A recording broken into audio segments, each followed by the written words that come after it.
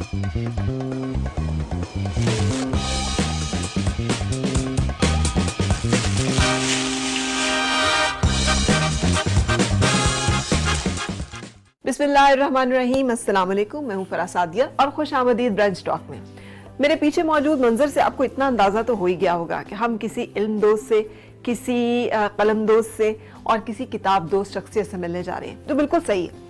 लेकिन वो सिर्फ एक इल्म दोस्त और किताब दोस्त शख्सियत नहीं है, बल्कि बहुत जिसे कहना चाहिए सुखन नवाज, खूबसूरत अल्फाज और लफ्ज़ की हुर्मत को और दिलकशी को बरकरार रखने का क्रेडिट भी उन्हें जाता है। मुक़्तदरा कौमी ज़बान के चेयरमैन रहे हैं, अकादमी अदबियात के चेयरमैन रहे हैं। उनकी जो सर्विसेज रही हैं उर्दू ज़बान के लिए, उर्दू शायरी के लिए, उसको एक्नॉलेज किया गया है। हिलाल इम्तियाज़, सितारा इम्तियाज़ और सदारती एजाज़ बराए हुस्न कारकर्दगी के अवार्ड्स की सूरत में, और उस बेतहाशा मोहब्बत और अकीदत की सूरत में जो मेरी और आपकी और उर्दू ज़बान समझने और बोलने वालों की तरफ से उनको हमेशा हासिल रही है और हासिल रहेगी। आज हम बात कर रहे हैं और मिलने जा रहे हैं जनाब इफ्तिखार आरिफ से।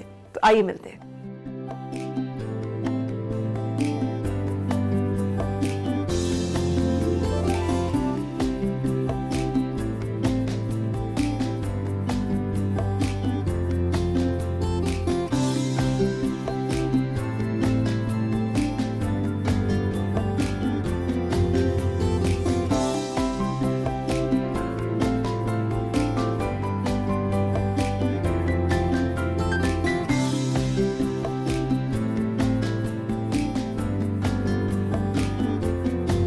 अस्सलाम वालेकुम, बहुत शुक्रिया वक्त देने के लिए। नवाजिश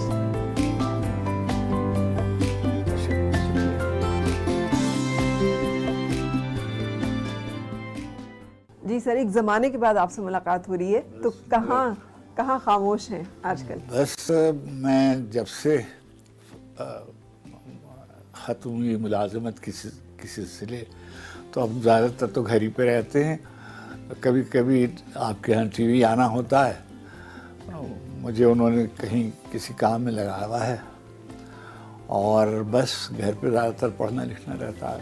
इतनी माशाल्लाह किताबों के दरमियान हम बैठे हैं जनाब। हमने तो इससे पहले 11,000 के करीब किताबें जो हैं वो मुक़्तदरा की लाइब्रेरी को दी जी, इसलिए कि किताबें बढ़ जाती हैं, और मैं समझता हूँ कि अब ज़ाहिर है कि इन सब किताबों को कहीं ना कहीं लोगों के इस्तेफादे के लिए देने की ज़रूरत है।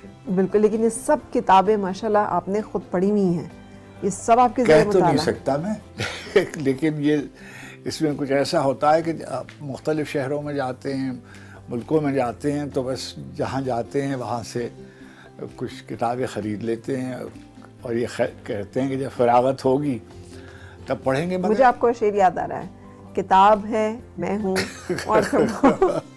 जी हाँ, वो आपके एक प्रोग्राम में मैंने वो नज़म पढ़ी थी, उसी ज़माने में लिखी थी। तो बस मेरी ज़िंदगी में बस एक किताब है, एक चिराग है, एक ख्वाब है, और तुम हो। तो वाकई ज़िंदगी में सब कुछ है या इसके अलावा भी? ऐसे ही है। आज मैं तुम्हें बताऊँ आपको कि मैं उन खुशनसीब लोगों में हूँ। लखनऊ में आमतौर पर शायर बहुत होता था, और वो घर आता तो शेर बैतबाजी वगैरह में भी जाता था। तो मुझे किताब से दिलचस्पी हो गई, और फिर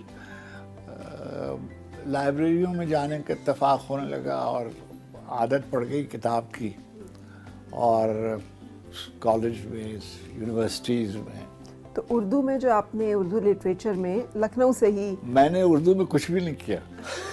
तो संस्कृत और उर्दू, और मैंने तो ये पढ़ा ऐसे है कि उर्दू, यानी मैंने तो स्कूल में और कॉलेज में उर्दू पढ़ी नहीं, और लेकिन क्योंकि लखनऊ में रहते थे तो शायरी वगैरह का शगफ था, और बैतबाजी में शेर वेर पढ़ते थे। घर में नाना मरहूम जो थे उनको बहुत शौक़ था किताब का।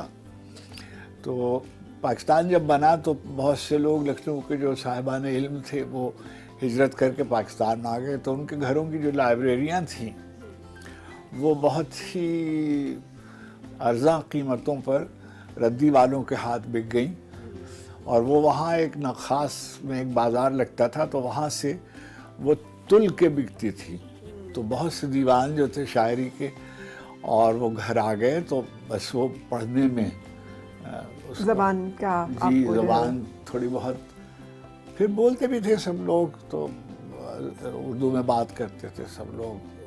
لیکن آپ کی وابستگی جو ہے وہ ایز نیوز کاسٹر ہوئی ریڈیو پاکستان جی سے. جی ہاں. تو جرنلزم کے ساتھ بھی کوئی شغف تھا؟ نہیں، کوئی نہیں. ہم چاہتے تھے کہ کسی یونیورسٹی میں، کسی کالج میں پڑھائیں، اور ہمیشہ سے یہ خواب تھا کہ کوئی سی ایسی ملازمت کریں گے جس میں درس و تدریس کا کچھ قصہ ہوگا. لیکن وہاں ہمیں کوئی ملازمت نہیں ملی، اور ہم جب تھک گئے تو ہمارے ایک سینئر تھے، یاور مہدی ان کا نام تھا، ریڈیو پاکستان میں وہ کام کرتے تھے، ابھی بھی ماشاءاللہ حیات ہے. انہوں نے کہا بھائی چھوڑو تم اس قصے کو، اور تم یہاں آ جاؤ.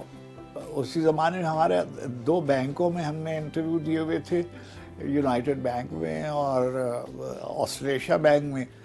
مشتاق یوسی صاحب وہاں ہوتے تھے، وہاں آغا سدادی صاحب مرحوم، اور مرحوم جمیل نشتر صاحب اس وقت اس کے ہیڈ تھے یو وی ایل کے ڈپارٹمنٹ کے. مگر پھر وہ مجھے لے گئے ریڈیو، اور وہاں میرا آڈیشن ہوا، آڈیشن نیوز کے لیے، اور وہ میں اس میں ہو گیا، اور میں خبریں پڑھنے لگا. تو اس زمانے میں 10 روپے ملتے تھے ایک بلیٹن پڑھنے کے. جی ہاں، ایک بلیٹن پڑھنے کے 10 روپے ملتے تھے، اور اگر میں ترجمہ بھی کر لوں بلیٹن کا تو پیسے یعنی 10 روپے اور مل جاتے تھے. تو اس زمانے میں میں اکیلا رہتا تھا، اور ایک چھوٹے سے کوارٹر میں نے لیا ہوا تھا، اس مسلم لنگ کوارٹر میں، اور وہیں میری ملاقات عبید اللہ بیگ سے اور قریش پور سے ہوئی. اور کسوٹی کا آغاز ہوا. سلیم گیلانی صاحب مرحوم وہاں اس زمانے میں ہوتے تھے، ہمارے ڈائریکٹر ایکسٹرنل سروسز. اسی زمانے میں جب ٹیلی ویژن آیا تو ہم فوراً ہی وہاں چلے گئے، اور ہمیں لے گئے وہ سلیم گیلانی صاحب اسلم اظہر صاحب پاس. انہوں نے ہمارا امتحان لیا، اور وہ دونوں جو تھے ہمارے عبید اللہ بیگ اور قریش پور، وہ دونوں بہت ماشاءاللہ بہت ہی لائق، بہت ہی پڑھے لکھے آدمی تھے. میں بھی ان میں لگ گیا پیچھے. تو آپ بھی کم نہیں تھے ماشاءاللہ. آپ تینوں کی جو ایک کیا کہنا چاہیے، ایک دوسرے کے ساتھ جو ہم آہنگی تھی اتنی خوبصورت تھی. جی، وہ اصل میں ہم لوگ بہت دیر، کئی برس، کیونکہ ریڈیو میں بھی ہم ساتھ کچھ دیر رہے تھے، تو وابستگی تو تھی. عبید اللہ بیگ اور میں اور قریش پور صاحب فارسی کی سروس میں تھے، وہ فارسی کی خبریں پڑھتے تھے. عبید اللہ بیگ صاحب سواحلی میں اور ہندی میں تھے، اور میں ہندی میں، اور رات کی سروس یو کے کی ہوتی تھی وہ میں کرتا تھا. پھر مجھے بہت سے بلیٹن ملنے لگے، اور میں اس زمانے کے حساب سے میں اور رضوان واسطی، طاہر واسطی کے ہسبینڈ، جی ہاں، تو رضوان انگریزی میں خبریں پڑھتے تھے اور میں اردو میں خبریں پڑھتے. تو ہم دونوں کو سب سے زیادہ پیسے ملتے تھے، اور یہ شہرت بھی تھی کہ ان لوگوں کو بلیٹنز کے کنسالیڈیٹڈ اتنے پیسے ملتے. اسی زمانے میں میری شادی ہو گئی. اور شادی ہو گئی یا شادی کر لی؟ یعنی ہو گئی، یوں کہیے کہ میری والدہ جو تھی ان کے علم میں تھا کہ میں اکیلا ہوں، اور میں ایسے ممکن ہے کہ مجھے بہت سی تکلیفیں ہوں، اور کھانے پینے کی اور رہنے سہنے کی، اس لیے کہ مجھے تو کوئی کام کرنے کی عادت نہیں تھی، اور اللہ کا شکر ہے کہ اب بھی نہیں ہے. تو وہ پھر میری شادی ہو گئی، اور میں وہیں ناظم آباد میں نے ایک چھوٹا سا جیسے ہوتا ہے گھر بھر قصہ، تو وہ ریڈیو پاکستان کی گاڑی لینے جاتی تھی اور چھوڑنے جاتی تھی. اس زمانے میں سلیم گیلانی صاحب کی بہت شفقت فرماتے تھے، تو وہ بہت سی ایسی سہولتیں جو شاید دوسروں کو مہیا نہ ہو ہمیں ملی ہوئی تھی. اور جب ہم ٹی وی میں آ گئے تو اسی زمانے میں ایک اشتہار آیا سینئر پروڈیوسرز کا ٹی وی کے لیے، اور ہم نے جناب والا اپلائی کر دی. اپلائی کر دیا. اور سمجھیے کہ جب انٹرویو ہوا تو میں شاید سب سے عمر میں کم پروڈیوسر تھا اور میری عمر ابھی 23 برس بھی نہیں ہوئی تھی. ارے واہ. اور میں سینئر پروڈیوسر اسکرپٹس ہو گیا ٹی وی کا. تو سمجھیے میں ہوا اور شہزاد احمد صاحب مرحوم ہوئے. اچھا. اور مختار صدیقی صاحب مرحوم ہوئے. ان بہت سینئر لوگ جی. اور کیا نام آپ لے رہے ہیں, یہ سب وہ نام ہیں جو بڑے باوقار جنہوں نے اپنا وقت گزارا. مگر میرے لیے یہ بہت, جب شروع میں کوئی مجھ سے پوچھتا کہ تم کیا کرتے ہو تو میں کہتا تھا کہ جیسے مختار صدیقی صاحب ہیں لاہور میں, ایسے میں کراچی میں ہوں, یا شہزاد بھائی ہیں تو کوئی ایسے شوخی کے ایسے بڑبولے پن میں. اچھا پھر اسلم اظہر صاحب نے مجھے بہت میری تربیت کی اور بہت, یعنی اگر آپ مجھ سے یہ کہیے کہ جیسے میری بنیاد گزاری میرے کریئر کی وہ اسلم اظہر صاحب نے کی. اور جسے کہتے ہیں نا آپ کے گروم کرتا ہے کوئی آپ کا مینٹور ہوتا ہے, اس لیے کہ میں تو بالکل ایک انگڑ سا آدمی تھا تو سلیم گیلانی صاحب اور اسلم اظہر صاحب یہ بالکل اساتذہ کی طرح تھے اور بزرگ خاندان کے طور پہ بھی.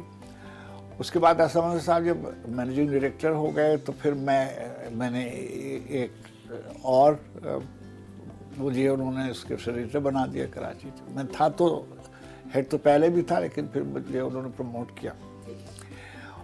اور 1977 میں نے استعفیٰ دے دیا.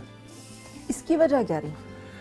بہت سے لوگ یہ پوچھتے ہیں. اب میں اس کو, بہت سے خوف تھے اور میں بہت ہی ایک ماڈسٹ بیک گراؤنڈ سے, بہت ہی غربت سے آیا تھا, تو مجھ کو یہ اندیشہ لگا رہتا تھا کہ اگر میں ملازمت سے برطرف کر دیا گیا کسی وجہ سے تو میرے لیے دوسری ملازمت ملنی مجھے مشکل ہو جائے گی. تو بہتر یہ ہے کہ میں یہ والی نوکری چھوڑ دوں اور کسی اور جگہ کام کروں جہاں مجھے نسبتاً آسانی ہو جائے. جی ہو. لکھنے پڑھنے سے بعض لوگوں کو تکلیف ہوتی تھی تو وہ میں نہیں چاہتا تھا کہ کبھی ایسے. اچھا جب میں نے میری استعفے کی خبر وغیرہ چھپی تو مجھے نہیں معلوم تھا کہ بہت سے لوگوں نے, ملک کے ایسے لوگ تھے جو ادارے چلاتے تھے, انہوں نے, مگر مجھے آغا صنعتی صاحب مرحوم نے شفقت فرمائی اور وہ لندن میں بھی بیٹھتے تھے, کراچی میں بھی بیٹھتے تھے. وہ تو ظاہر ہے ساری دنیا میں ان کی برانچز تھیں BCCI کی. تو مجھے میسج آیا کہ آغا صاحب ملنا چاہتے ہیں. BCCI British broadcasting corporation? جی نہیں, bank of credit and commerce international, وہ جو بعد میں لیکویڈیٹ بھی ہوا اور پھر شروع بھی ہو گیا. تو انہوں نے مجھے بلایا اور مجھ سے پوچھا کہ آپ نے لگا ہوا میلہ کیوں چھوڑ دیا. تو میں نے ان سے کہا کہ میں نے زندگی میں کوئی فیصلہ جو ہے وہ دلیل کی بنیاد پر نہیں کیا. اچھا یہ درست ہے یہ بات؟ یہ بالکل درست ہے.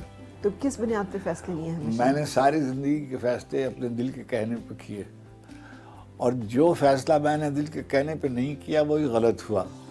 وہ کون سا فیصلہ تھا؟ میں اب وہ اس کو کسی اور بات کے لیے اٹھا رکھی, تو اب اس کے بتانے کا وقت نہیں. تو جو لیکن آپ سے محبت کرنے والے بہت جانتے بھی ہیں. جو لوگ محبت کرتے ہیں یا تعلق جن کا کوئی خاص ہوتا ہے وہ ادب پہلے کرتے ہیں اور احترام کرتے ہیں, اس کو رسوا نہیں کرتے. تو جس زمانے میں نام لینے کا تھا تب نہیں لیا تو اب کیا لینا. آج کل کا ایک سلوگن ہے ڈریم بگ, کہ خواب دیکھیں بڑا تاکہ آپ بڑی کامیابیاں حاصل کر سکیں. پروردگار عالم نے کبھی کسی شخص کے دل میں کوئی ایسی تمنا, ایسی آرزو, ایسی خواہش, کوئی خواب ایسا نہیں رکھا جس کے حصول کی صلاحیت اور استعداد اس میں پہلے سے نہ رکھ دی گئی ہو. اللہ تعالیٰ یختص برحمتہ ہی مائی عائشہ، جس کو چاہتا ہے اپنے لیے مختص کر لیتا ہے. یعنی یہ بات صرف پیغمبروں کے لیے تو ظاہر ہے ان کو زیبا ہے اور شایع ہے ان کے، لیکن عام انسانوں میں بھی وہ لوگوں میں کو منتخب کرتا ہے اور نوازتا ہے اور کرم فرماتا ہے. اور دوسری بات یہ ہے کہ جب وہ عطا فرمانے کا فیصلہ فرماتے ہیں تو پھر صلاحیتیں اور لیاقتیں اور توجہات اور انہماک سب مہیا کر دیتے ہیں. یعنی آپ کا چناؤ خود بخود ہوتا رہا اللہ تعالیٰ کی طرف میں سے. یہی کہتا ہوں، میں کچھ قریبوں کے باب نعمت سے منسلک ہوں. واہ. میں کچھ قریبوں کے باب باب نعمت سے منسلک ہوں، سو خود بخود ہو رہا ہے سب انتظام میرا. تو میں لیکن سر یہ دعوے تو بہت سارے لوگ کرتے ہیں لیکن ان پہ نوازشات اور عنایات کا یہ سلسلہ نہیں ہوتا. میں گزارش کروں کہ میں نہیں کہہ سکتا ہوں، میں تو اپنے بارے میں کہہ سکتا ہوں. دیکھیے ایک آدمی ہے جو بہت ہی، یعنی میں یہ بات تم سے پہلے بھی کہہ چکا ہوں، اب کیونکہ اس پروگرام میں کہنی ضروری ہو گئی ہے کہ میں ایک بہت ہی غریب گھرانے سے، بہت ہی غریب، یعنی یہ میں محاورے کے طور پہ نہیں کہہ رہا ہوں، بہت ہی غربت سے میں آیا تھا. میری کوئی گویا کوئی بیک گراؤنڈ نہیں تھی، بیک گراؤنڈ نہیں تھی، ایک ماڈسٹ بیک گراؤنڈ سے کوئی آیا تھا، سرپرست نہیں تھا، اور کوئی میرے ماموں نہیں تھے، کوئی میرے چچا نہیں تھے، کوئی میرے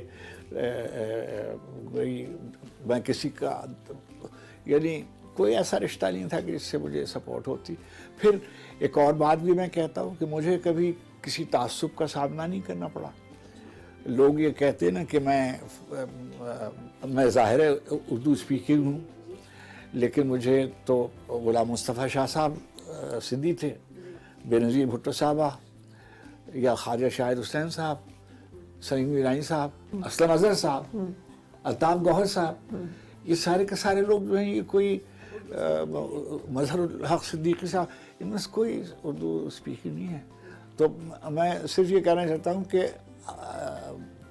مجھے تو کوئی کبھی پاکستان میں زحمت نہیں ہوئی. آپ کے مزاج کی شائستگی شاید اس ایک عنصر ہے بہت امپورٹنٹ کہ آپ کی نے کبھی کسی کے ساتھ اختلافات کو ہوا نہیں دی. میری بہت ہی میری مخالفت ہوئی اور میرے خلاف بہت سے لوگوں نے باتیں کی اور بہت سخت باتیں کی. یعنی کون سا ایسا الزام تھا جو نہیں لگایا. لیکن میں بار بار پھر آپ سے یہ کہتا ہوں کہ یہ میں نے فیض صاحب سے سیکھا. فیض صاحب کبھی کسی بات کی وضاحت نہیں کرتے تھے، کبھی کس بات پر الجھتے نہیں تھے. میں پڑھتا تھا، کام کرتا تھا، اور میں نے بہت کام کیا، بہت محنت بہت کی میں نے.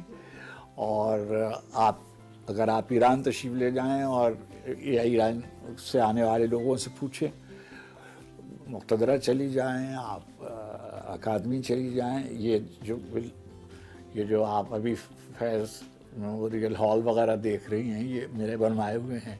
مقتدرہ کی آپ یہ میرا وہاں جو میں نے کام کیا ہوا ہے وہ سب آپ کے سامنے ہے. میں نے بہت کام کیا. اور اردو مرکز میں جو میں نے کام کیا، برطانیہ میں جو میں نے کام کیا، تو محنت میں نے بہت کی. اور محنت جو ہے وہ اس کی توفیق اللہ کی طرف سے ہوتی ہے اور اس کی جزا اللہ کی طرف سے ہوتی ہے. بے شک. لیکن جیسے تنہائی کا آپ نے ذکر کیا، یہ ازلی تنہائی جو آپ کے ساتھ رہی، پہلے آپ خود اکیلے تھے، کوئی بہن بھائی نہیں تھا اس طرح ساتھ، پھر والد کا بھی اس طرح سایہ نہیں تھا، ننیال میں پرورش، پھر جب زندگی میں سب کچھ ملا، لیکن یہ تنہائی جو ہے یہ آپ کے ساتھ رہی ہے. ایسا تو نہیں ہے کہ میری زندگی میں لوگ نہیں آئے ہوں گے اور کوئی رفاقت نہیں رہی ہوگی، مگر یہ جو اکیلا رہنا ہے یہ شاید ایسا مقدر کر دیا گیا تھا اور ایسے ہی ہو گیا. کیا آپ تنہائی پسند ہیں؟ نہیں، تنہائی پسند بھی نہیں کرتا ہوں، لیکن میں الجھتا نہیں ہوں. کوئی ایک آدھ دفعہ میں نے لکھ بھی دیا تھا، کوئی آپ کو یاد ہوگا، وہ میری ایک غزل بہت مشہور ہوئی تھی، دیار نور میں تیرا شبوں کا ساتھ. واہ، کوئی تو ہو جو میری وحشتوں کا ساتھ. لوگ یہ کہا کرتے تھے کہ یہ ضرورت رشتہ کا اشتہار ہے. تو خیر مجھ سے میں اس کا کوئی جواب اس وقت بھی میں نے کوئی جواب نہیں دیا تھا. لیکن سر وہ واقعی پرفیکشن کی تلاش تھی, میں اس سے جھوٹ بھی بولوں اچھا اور اس سے ویسے سچ بولے. ہاں یہ بالکل سچی بات ہے, یعنی مجھے اسی طرح کا آدمی چاہیے تھا. اور تو کسی نے کہا کہ یہ تو بالکل میل شاونسٹ. میں نے کہا دیکھو ایسے ہے, اب میں کہہ دوں کہ دیکھیے مجھ کو یعنی سب لوگ جو ہیں وہ آج کل مجھے کھانے کا شوق ہے. اچھا مجھے نہاری اچھی لگتی ہے یا کباب اچھے لگتے ہیں.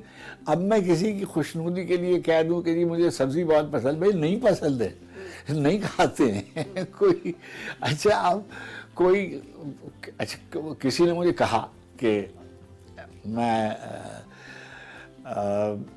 خیر جب میں برطانیہ گیا تو میری ایک خاتون دوست تھیں, وہ قیمہ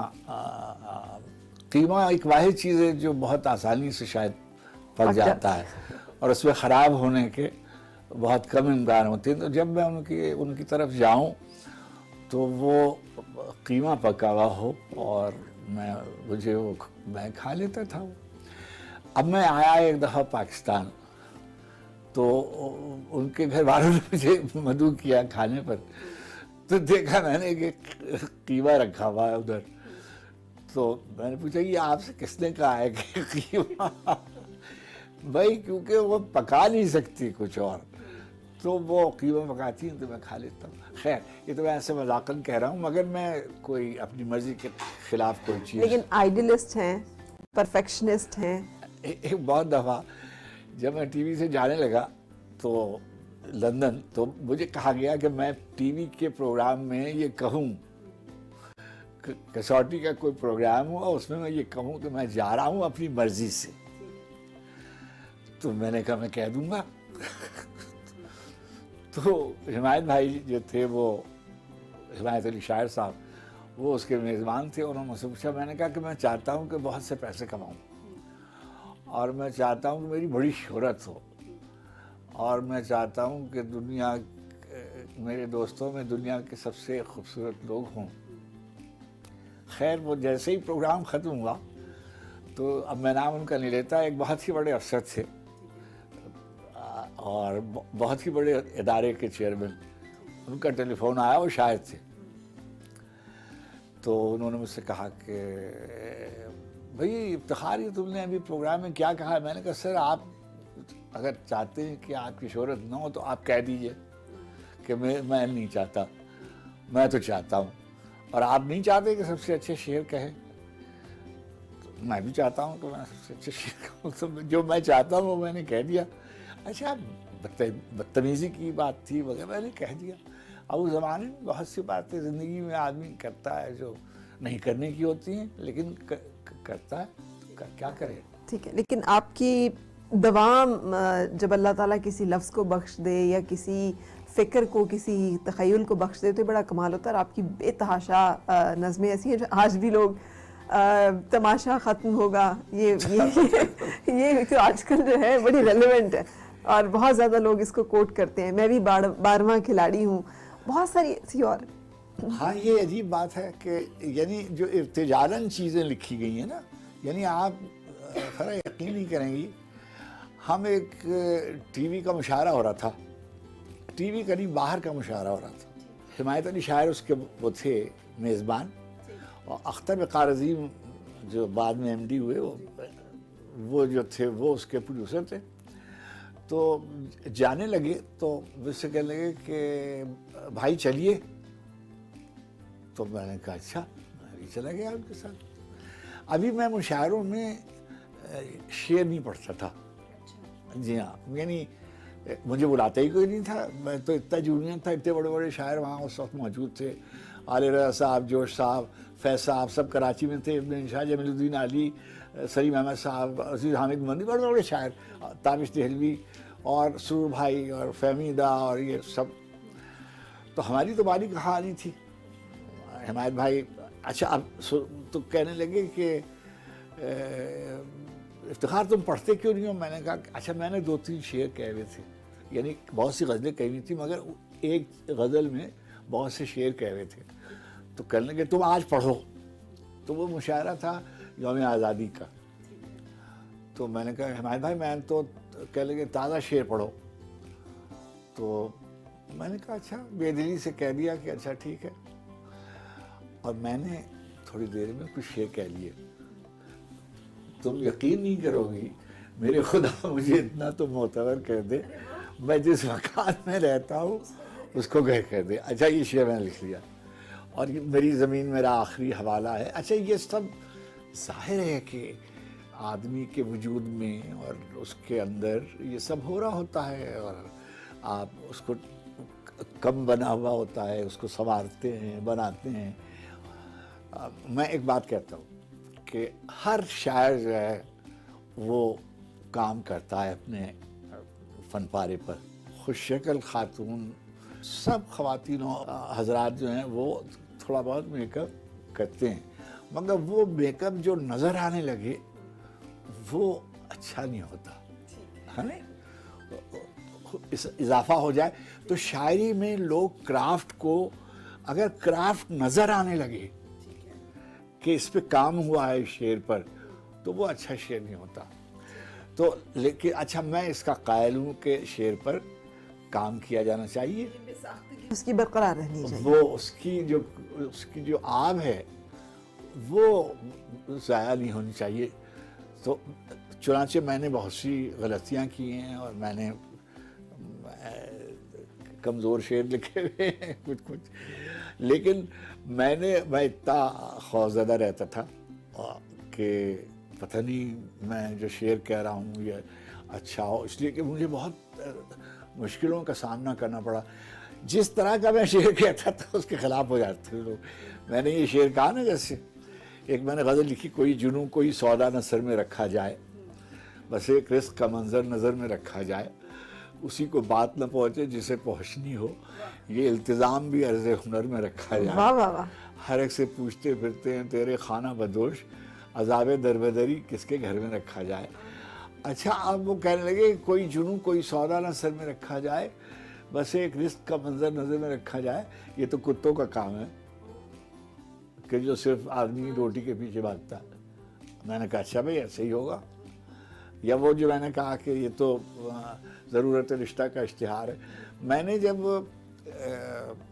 ابھی ایک سنجیدہ بات آپ کو میں کہہ رہا ہوں, میں نے ایک غزل شروع کی, وہی پیاس ہے وہی دشت ہے وہی گھرانہ ہے, مشکیزے سے تیر کا رشتہ بہت پرانا ہے.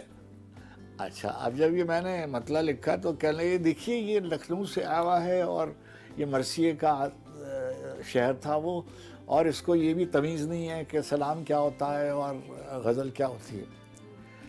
اب میں نے اپنے بزرگ اور اپنے ایک استاد کی منزل میں تھے سلیم احمد صاحب, ان سے کہا تو انہوں نے کہا کہ اگر دوسرے شاعر جو ہیں وہ اپنی محبوباؤں کے بارے میں شعر لکھ رہے ہیں, اور انہوں نے ایک محبوبہ کا تذکرہ اشارتاً کہا کہ جو کہانی کھتری لڑکیوں کے بارے میں شعر لکھتے ہوئے شرماتے نہیں ہیں, تو تمہارے محبوب تو بہت خوبصورت ہے, تمہیں کیا ہے. اب مجھے حوصلہ ہوا اور میں نے شعر لکھے. اچھا میں کسی جگہ گیا تو ایک بہت ہی بڑے شاعر تھے جن کو میں بڑا سمجھتا تھا, آپ نے ان کے شعر سنے ہوں گے, محبوب خزاں نام تھا ان کا, کہ ایک محبت کافی ہے باقی عمر اضافی ہے, چپکے سے کہتا ہے کون جینا وعدہ خلافی ہے. ایک دن محبوب بھائی بہت ہی کسی کی بولتے ہی نہیں تھے, کسی مشاعرے میں نہیں جاتے تھے, مجھے بلایا, کہنے لگے کہ ادھر کر کے منہ باتیں کرتے کہ افتخار وہ کیا تمہاری غزل ہے دیار نور میں تیرا شب. اب مجھے تو ساری دنیا کی تنقید ایک طرف اور میں وہ خزاں کی تعریف ایک طرف. ٹھیک ہے, بالکل ٹھیک ہے, مجھے کیا اس سے. اچھا اب مجھے میری بڑی حوصلہ افزائی کی. سرور باراونکی صاحب تھے, حمایت بھائی تھے, اطہر نفیس صاحب تھے, خود عبید اللہ علیم, نصیر ترابی, یہ جو.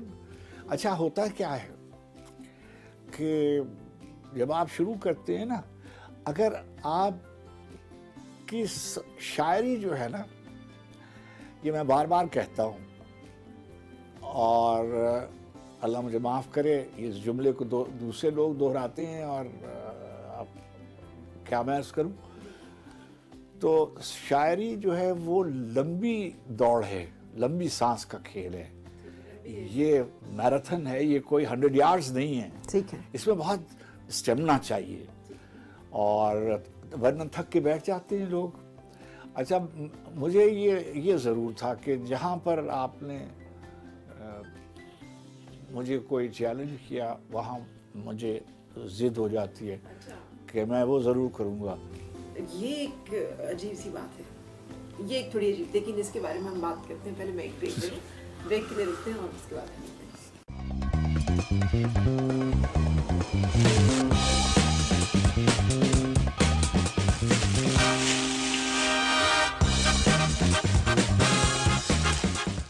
Welcome back. میں جس طرف بھی جاتی ہوں جناب افتخار عارف صاحب کے گھر میں, تو کتابیں ہر طرف جو ہیں وہ جلوہ انگیز ہیں اور مختلف طرح کی کتابیں. لیکن یہ جو آپ نے کہا کہ آپ نے ساری زندگی اور مال و دولت بنانے پہ توجہ اور دلچسپی نہیں لی, تو پھر اتنا کام کرنے کے پیچھے انسپریشن کیا تھی؟ نہیں, بس یہ کہ جو بھی دیکھیے, میں نے ایسے عرض کیا کہ میں یہ چاہتا تھا کہ جہاں بھی میں رہوں تو میں کچھ کام کر سکوں, اور مجھے موقع بہت ملے. اور شروع میں جیسے میں نے عرض کیا کہ جب میں ٹی وی میں آیا تھا تو آپ یقین کیجئے گا کہ شروع ہی میں مجھے لائیو پروگرام ہوتے تھے. تو زمان علی خان ہمارے پروگرامز مینیجر ہوتے تھے, اسلم اظہر صاحب جنرل مینیجر ہوتے تھے, اور اسی زمانے میں میں خطوں کے جواب بھی میں دیتا تھا. اور ٹی وی کی ایک پرانی بہت ہی مشہور اناؤنسر تھیں راحت سعید, تو راحت سعید اور میں خطوں کے جواب دیتے تھے. پھر غزالہ یاسمین. اچھا, تو آپ کی فیوریٹ خاتون ٹیلی ویژن کی اسکرین پہ کون رہی؟ نہیں, مثلا اس طرح سے تو کوئی میری فیوریٹ خاتون تو نہیں, لیکن جن لوگوں نے کام کیا اس زمانے میں تو بہت سی خواتین تھیں جو کام کے اعتبار سے ہمارے زمانے میں بہت مشہور تھیں. جیسے مہتاب راشدی اس زمانے میں, مہتاب چننا یہ ہمارے زمانے میں تھی, خوشبخت تھیں, خالدہ ریاست تھیں, ہمارے لکھنے پڑھنے والوں میں حسینہ معین تھیں, بہت ہی اچھی ہماری دوست اور ہماری ساتھی. اور اس زمانے میں ایک ہماری بہت سی اناؤنسر تھیں, رخسانہ تھی اور راحت اور غزالہ, بہت ہی, اور ڈیزائنز میں بہت سے لوگ تھے. ہمارے پروڈیوسروں میں بہت اچھی سلطانہ صدیقی, یہ سلطانہ شفیع ہوتی تھیں, اور ہمارے ہاں پروگرام پروڈیوسر کے طور پہ تھیں عبدالکریم بلوچ, ہارون رید. تو ہم لوگ, ہماری جو ٹی وی کا جو شروع کا زمانہ تھا, میں ایک بات کہتا ہوں ٹی وی کے بارے میں کہ عام طور پر یہ ہوتا ہے کہ جب کوئی ادارہ 10-15 سال گزار لیتا ہے تب کوئی شکل اس کی نمایاں نکلتی ہوتی ہے. مگر پاکستان ٹیلی ویژن کا یہ ایک اختصاص ہے کہ اپنے آغاز کے جو اس کے 10-15 برس ہیں وہ بہت اچھے ہیں. اب کیسے ہیں میں کچھ کہہ نہیں سکتا ہوں. ٹھیک ہے. اور دیکھیے, آپ کہیے کہ کوئی چیلنج نہیں تھا اس لیے, ایسے نہیں ہے. ہم نے محنت بہت کی. ابھی دیکھیے شروع کا زمانہ ہے. اب میں تو کراچی اسٹیشن سے وابستہ تھا, تو اس زمانے میں تو ایکسچینج پروگرام ہوتے تھے کہ ایکسچینج پروگرام یعنی ڈھاکے بھی ہمارا پروگرام جاتا تھا, ڈھاکے والوں کا پروگرام, ایک پروگرام ہوتا تھا نرتر تالے تالے, اس میں ڈانس ہوتا تھا, وہ ہمارے ہاں چلتا تھا, اور ہمارا کسوٹی ان کے ہاں چلتا تھا. اور پروگرام اس زمانے میں تو لائیو بہت سے ڈرامے لائیو ہوتے تھے, اور کسوٹی لائیو ہوتا تھا, اور اب تو بہت سے چینل ہیں جن کے یہاں خبریں بھی لائیو نہیں ہوتی. بالکل. لیکن آپ دیکھیے کہ آپ مقتدرہ قومی زبان میں بھی رہے. بہت سارے لوگ آج کل اردو زبان کا جو حلیہ بگڑ گیا اس کے اوپر بڑے دل گرفتہ ہوتے ہیں. آپ کے خیال میں اس کے اسباب کیا رہے, اور اس کو کیسے درست کیا جا سکتا ہے یا نہیں؟ اب ہمیں اس پہ دیکھیے ہر زمانے میں یہ ہوتا تھا. ہم لوگوں کے ہاں, اب میں واقعات آپ کو سناؤں تو آپ حیرت زدہ رہ جائیں. نیوز بلیٹن چل رہا ہے اور کسی نے کوئی غلط تلفظ کر دیا اور لوگ ٹیلی فون لے کر اور برا بھلا کہہ رہے ہوتے تھے. لیکن اب تو برا بھلا بھی نہیں کہتے, اب تو عادت ہو گئی ہے نا. اس کا ایک سبب یہ ہے کہ وہ بھی ایسے ہی ہیں. پہلے ایسے تھے نا کہ لوگ دیکھ رہے ہیں تو وہ جان رہے ہیں کہ یہ لفظ. ابھی دیکھیے میں باز بھی نہیں آتے. اچھا پھر کیا ہوتا ہے جب غلط بات ہوتی جاتی غلط لفظ ہوتے جاتے ہیں پھر وہ لام ہو جاتے. مثلاً اب میں آپ کو ایک بہت ہی اس کی واضح مثال دوں. میں نے کئی دفعہ یعنی چینلز والوں کو فرہنگ تلفظ ایک چیز ہے وہ بھجوائی تحفتاً مقتدرہ کے زمانے میں کہ بھائی یہ دیکھو یہ کتنا اچھا کیا ہے کہ عوام کہتی ہے نا. اب عوام کہتی ہے کیسے ہے؟ عام آدمی کے بارے میں تو آپ یہ لفظ کہتے ہیں. اچھا ہوتا کیا پبلک کہتی ہے نا. پیپل تو نہیں کہتے ہیں, یعنی عوام تو نہیں کہتے ہیں. تو ہجوم کہتا ہے, پبلک کہتی ہے, عوام کہتے ہیں. لیکن اب اتنا بولا جاتا ہے کہ اب میں دیکھتا ہوں کہ ہر چینل جو ہے وہ عوام کو کہتی ہے. اچھا آپ نے بڑی تنقید کی آزاد نظموں کے اوپر بھی. ہاں آپ بڑے اردو شاعری کی بھی بڑے جسے کہنا چاہیے نا اولڈ سکول لوگ کہتے رہے کہ آپ نے نہیں آنے دیا, اس کے بارے میں کیا کہیں گے؟ نہیں یہ میں نے نہیں کیا. دیکھیے اس وقت تو میرا ادب سے تو کوئی لینا دینا نہیں تھا. میں تو ادھر کا آدمی تھا نا, میڈیا کا آدمی تھا. تو کوئی مجھ سے کوئی پوچھتا اس زمانے میں نثیر نظمی کے بارے میں, تو میں نثیر نظمی کے بارے میں اب میری وہ رائے نہیں ہے. یعنی اب دیکھیے 22 23 24 برس کا آدمی 25 برس کا آدمی اسی طرح کی باتیں کرتا ہے, یعنی نہیں کرنی چاہیے.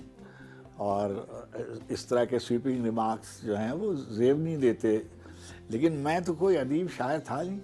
میں تو اچھا پھر ظاہر ہے کہ پھر جو فقرے بازی ہے اس کی قیمت چکانی پڑتی ہے اور برا بھلا سننا پڑتا ہے, چنانچہ آدمی گالیاں سنتا ہے. میر انیس کے بعد انہوں نے بہت زیادہ کام کیا مرثیہ نگاری پہ. لوگوں نے اس طرح سے ایک آدھ مرثیہ ایک آدھ نوحہ سلام لوگوں نے ضرور سب نے لکھے, مگر آپ نے اس پہ بہت زیادہ کام کیا. یہ بھی ایک بہت بڑی نسبت ہے آپ کی شاعری کو جو اہل بیت سے. دیکھیے میں آپ سے کہوں کہ اب میں آپ کو مخاطب نہیں کر رہا ہوں, میں عام لوگوں سے کہہ رہا ہوں. میں اپنے بارے میں کہتا ہوں, میں پاکستانی ہوں, میں مسلمان ہوں, میں کسی سے محبت کرتا ہوں. میری ایک بیٹی ہے, میں اس سے محبت کرتا ہوں. یہ اس کا بیٹا ہے, اس سے محبت کرتا ہوں. میرا ایک بیٹا ہے, اس سے محبت کرتا ہوں. میری 2 پوتیاں ہیں, میں ان سے محبت کرتا ہوں. میرے ایک نانا تھے, میں ان سے محبت کرتا تھا. یہ تو میری ذات کے لوگ ہو گئے. میں اسلم اظہر صاحب سے محبت کرتا ہوں. میں سلیم گیلانی سے محبت کرتا ہوں. آغا حسن آبدی سے محبت کرتا ہوں. مشتاق احمد یوسفی سے محبت کرتا ہوں. فیض احمد فیض سے محبت کرتا ہوں. یہ میرے وہ لوگ ہیں جنہوں نے مجھ پر احسانات کیے ہیں. میں خواجہ شاہد حسین سے محبت کرتا ہوں. غلام مصطفیٰ شاہ سے محبت کرتا ہوں. میں بے نظیر بھٹو سے محبت کیوں؟ اس لیے کہ انہوں نے مجھ پر احسان کیے ہیں اور میں ان کو یاد رکھنا چاہتا ہوں. کوئی بھی شخص جو اپنے محسنوں کو بھول جائے وہ کوئی اچھا آدمی نہیں ہوتا. اچھا ممکن ہے کہ بعض لوگ بھول جاتے ہوں, مجھے یاد رہتے ہیں. ممکن ہے میں نے کسی کا نام نہیں بھی لیا ہو, یعنی میرے ذہن سے محو ہو گیا ہو. اسی طرح سے میرے کچھ ایک میرا وہ آدمی ہے, ایک پاکستان کا شہری ہے, ایک مسلمان آدمی. تو میں نماز بھی پڑھتا ہوں. میں نے 50 سال 55 سال روزے بھی رکھے ہیں. میں نے حرمین کی زیارت کا شرف بھی کئی دفعہ حاصل کیا ہے. میں زیارتوں پر بھی جاتا رہتا ہوں. تو یہ میری شخصیت کے مختلف جہات ہیں. اسی طرح سے جو میری عقیدت کا جہاد کی جو جہت ہے, ہمارے ہاں آپ جانتی ہیں کہ 72-73 برس کی پاکستان کی زندگی میں جمہوری ادارے بہت کم عرصے, آدھے عرصے بھی نہیں چلنے پائے, اور آمریتیں رہی اور ماشاء اللہ رہے. اب یہ ایک حقیقت ہے. اچھا میں ایک بزدل آدمی بھی ہوں, کمزور آدمی بھی ہوں, لیکن جو میں کہہ سکتا تھا وہ میں نے کہا. چنانچہ میں نے ہر زمانے میں میری کتابیں موجود ہیں. آج تو میں نہیں لکھ رہا ہوں. اگر میں نے لکھا ہے کہ بلند ہاتھوں میں زنجیر ڈال دیتے ہیں, عجیب رسم چلی ہے دعا نہ مانگے کوئی. تو یہ میں نے آج تو نہیں لکھا. اگر میں نے یہ لکھا کہ مشکیزے سے تیر کا رشتہ بہت پرانا ہے، یا سارے لشکر ایک طرح کے ہوتے ہیں، یا اس طرح کی چیزیں بہت سی، ابھی آپ نے کہا جیسے تماشا ختم ہوا، تو میں نے بہت سی غزلوں میں بھی اور نظموں میں بھی کربلا کے استعارے استعمال کیا. فیض صاحب نے، آپ کے علم میں ہے کہ انہوں نے فرمایا تھا کہ فرہاد اور شیریں اور جو قیس اور وامق، ان کے بجائے افتخار نے اسلامی تاریخ کے کرداروں کو لکھا. میں نے حضرت ابو ذر غفاری پہ لکھا، میں نے حجر ابن عدی پہ لکھا، میں نے اسامہ ابن زید پہ لکھا. اور ظاہر ہے کہ کربلا میری شناخت کا ایک بہت اہم حوالہ ہے، اور میرے لیے یہ فخر کی بات ہے، مفتخر ہوں کہ میں نے لکھا، اور مجھ کو اس پہ بہت جزا مجھے میری اوقات اور حیثیت سے زیادہ نہیں مجھ سمیت بہت سارے لوگوں کی محبت جو ہے وہ آپ کو حاصل ہے اس کام پہ، کہ جو ہماری محبتیں اور عقیدتی تھی اس کو اظہار آپ نے، اس کو لفظ آپ میں نے فرا جیسے میں مشاعرے میں لوگ رومانوی چیزیں پڑھتے ہیں، میں اجتناب کرتا ہوں، اس لیے کہ جیسے میں دیکھتا ہوں کہ میری بھابیاں بیٹھی ہوئی ہیں، بہنیں بیٹھی ہوئی ہیں، میری یعنی اب تو سب بیٹیاں ہی بیٹھی ہوئی ہوتی ہیں، اب وہ مجھے کہہ رہی ہوتی ہیں اور میں نہیں سنا رہا ہوتا ہوں، اور وہ مجھے کہہ رہی ہوتی ہیں کہ دیار نور میں تھی. یہ وقت نہیں ہے کہ میں وہ سب سناؤں. اور میں نے کبھی بھی جسے کہتے ہیں لف پوئمز جو ہیں وہ کسی خوشی سے نہیں سنائی. اگر بہت اصرار کہیں ہوا تو میں نے سنا لی، ورنہ مجھے اچھا نہیں لگتا. کیا کھویا کیا پایا؟ میں نے کھویا تو شاید کچھ بھی نہیں. اور دیکھیے، آدمی کو بیلنس شیٹ اپنی کرتے رہنا چاہیے، بیلنس شیٹ اپنے ایموشنز کی بھی کرنی چاہیے. تو جو چیزیں ملیں وہ اتنی تھیں کہ اس کے بعد جو چیزیں نہیں ملیں اس کا تناسب بہت تھوڑا ہے. ٹھیک ہے. آپ کے ہم سر لوگوں میں احمد فراز بھی تھے، اور آپ کا اور ان کا ایک لو ہیٹ ریلیشن شپ بھی آپس میں رہا. امجد اسلام امجد بھی جونیئرز میں تھے مگر آئے، ان کے ساتھ بھی اسی طرح کا رشتہ اور تعلق رہا. تو اس کے بارے میں امجد سے تو میرے کوئی مراسم خراب نہیں ہوئے کبھی، اور امجد ہماری بہت دوستی ہے، فراز سے ہی بہت دوستی. دیکھیے، میں کوئی اب وضاحت نہیں کرنا چاہتا، ان سے میرے تعلقات میں ایک کشیدگی آ گئی تھی، اور کوئی یعنی میری طرف سے نہیں، ان کی طرف سے کوئی غلط فہمی ہوگی انہیں جس کا مجھے علم نہیں ہے. لیکن پورے وقت جتنی دیر وہ جلا وطن رہے وہ میرے ساتھ یعنی میرے دفتر میں ہی رہے، اور سویرے سے شام تک کا اٹھنا بیٹھنا، رات تک کا اٹھنا بیٹھنا ساتھ ہمارا ہوتا تھا.